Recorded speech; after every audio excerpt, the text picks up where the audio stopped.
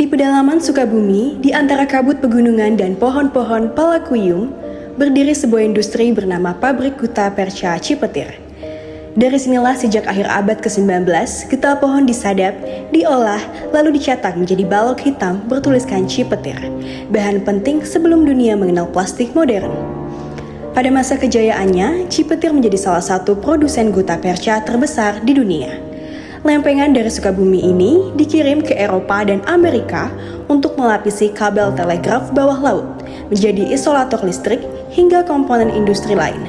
Tetapi ketika material sintetis mulai berkembang di awal abad ke-20, kejayaan itu meredup dan pabrik akhirnya berhenti beroperasi. Namun kisah Cipetir tidak berhenti di sana. Pada dekade 2010-an, potongan-potongan lempengan Cipetir mulai bermunculan di pantai-pantai Eropa. Temuan pertama yang memicu kehebohan datang dari seorang perempuan Inggris bernama Tracy Williams, yang menemukan balok bertuliskan Cipetir saat berjalan di pantai Devon. Awalnya, ia tidak penasaran dengan benda tersebut. Namun, beberapa pekan kemudian, ia menemukan lagi benda bertuliskan Cipetir dengan bentuk yang sama. Ia lalu mengunggah foto temuan itu ke media sosial Facebook dan forum-forum pesisir. Dari unggahan tersebut, banyak orang Eropa yang melaporkan temuan yang sama.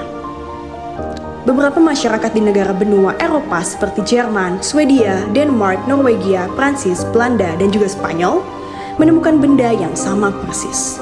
Beberapa di antara mereka mengaku tidak hanya menemukan satu Cipetir, melainkan karung dan gulungan karet yang ditemukan bersamaan dengan Cipetir.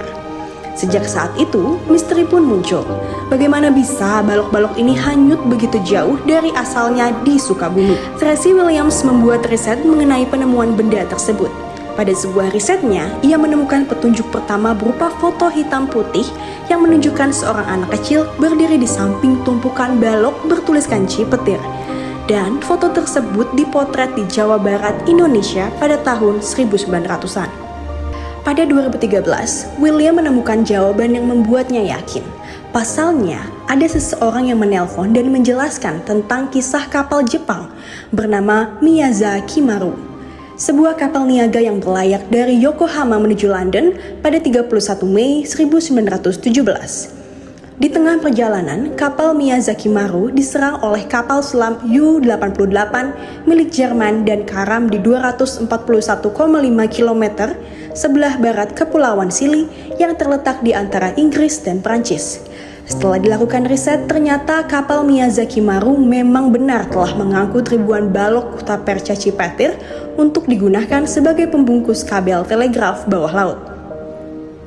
Temuan kami dengan benda-benda khusus ini mengarah ke bangkai kapal itu. Jadi meskipun kami belum mengkonfirmasi hal itu, kapal Miyazaki Maru adalah kemungkinan yang paling kami sukai sebagai sumber balok yang terdampar itu, ungkap Tracy Williams. Keyakinan Tracy Williams semakin diperkuat oleh otoritas Inggris yang juga mengadakan penelitian tentang kapal Jepang tersebut. Hingga akhirnya Tracy Williams melakukan penelusuran yang meyakini bahwa benda tersebut berasal dari Indonesia. Apapun asalnya, setiap balok Cipetir yang muncul di pantai asing membawa kembali satu cerita, bahwa sebuah pabrik di Sukabumi pernah menjadi bagian penting dari jaringan komunikasi dunia. Dan kini, setelah seabad tenggelam dalam sejarah, fragmen-fragmennya kembali ke permukaan, menjadi misteri, warisan, dan pengingat betapa jauhnya perjalanan sebuah benda ketika waktu dan lautan ikut campur. Meskipun sudah sangat tua, pabrik ini masih berdiri hingga sekarang. Kepemilikan dan pengelolaannya berada di bawah PT Perkebunan Nusantara 8 dan kini berada dalam wilayah operasional PT PN 1 Regional 2. Meskipun tidak lagi beroperasi semasif dahulu, pabrik ini masih memproduksi guta perca dalam jumlah terbatas. Khusus untuk pesanan tertentu, terutama kebutuhan medis seperti bahan pengisi saluran akar gigi, produksi terkadang juga dilakukan untuk keperluan ekspor. Saat ini, pabrik tersebut hanya memiliki sekitar 30 karyawan, menjaga keberlangsungan salah satu industri tertua peninggalan era kolonial yang masih bertahan hingga abad ke-21.